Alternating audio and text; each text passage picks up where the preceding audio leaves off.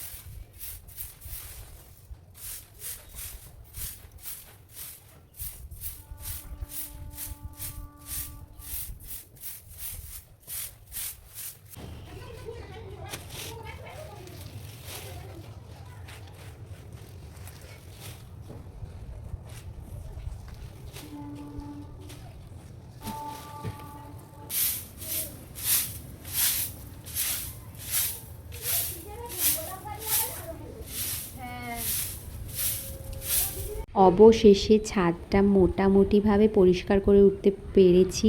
কেন বলছি জানো? কারণ এত পরিমাণে হাওয়া দিচ্ছে, তারপরে ছাদে এত জ্বালন রোদে দেওয়া আছে, যার জন্য খুব ভালোভাবে পরিষ্কার করে উঠতে পারিনি। আর এখানে আমাদের পায়রাদের জন্য জল রোদে দেওয়া আছে, কারণ আমাদের অনেক পায়রা আছে। তোমাদেরকে নেক্সট কোনো একটা ভিডিওতে দেখাবো আমাদের পায়রা পাখি।